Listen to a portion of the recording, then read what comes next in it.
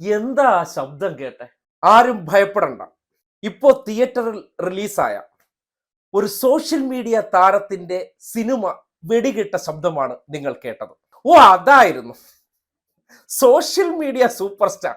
അപ്പോ നമ്മുടെ അഖിൽ മാറണം എന്തെന്ന് മിഡ് നൈറ്റ് ഇൻ മുള്ളംകൊല്ലിയോ എന്തോ ഒരു പേരില് ഒരു വലിയ സിനിമയായിട്ട് മോഹൻലാലിനെ വരെ വീട്ടിലിരുത്തിയതിനു ശേഷം മലയാള സിനിമാ ഇൻഡസ്ട്രി അടക്കി വാഴാൻ വന്ന പുതിയ രായാവാണ്.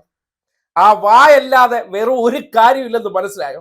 കുറെ ഡയലോഗടി വീരന്മാർ, ഏത് ഒരു മാങ്ങാണ്ടി, ഒരു മാരണം തുടങ്ങി പലരും നാവ് കൊണ്ട് ഡയലോഗ് അടിച്ച് ജീവിക്കുന്നവരാണ്.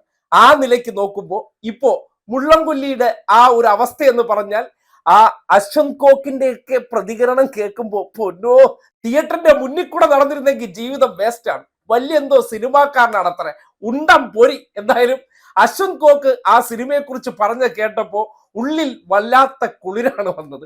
ഈ നാട് എന്താണോ ആഗ്രഹിച്ചത്, ഒരു സോഷ്യൽ മീഡിയ സൂപ്പർ സ്റ്റാർ സ്വയം കരുതുകയാണ് എനിക്കിതാ ലക്ഷക്കണക്കിന് ഫോളോവേഴ്സ് ഉണ്ട്, ഈ നാട്ടിൽ എന്തോ തേങ്ങാ കൊലയാണെന്ന്. ആ തേങ്ങാ കൊലക്കാരൻ അഭിനയിച്ചു കഴിഞ്ഞപ്പോ ആ സിനിമയ്ക്ക് ലക്ഷക്കണക്കിന് ഫോളോവേഴ്സ് കൊടുത്ത പ്രതികരണം എന്താണെന്ന് അശ്വന്ത് കോക്കിലൂടെയും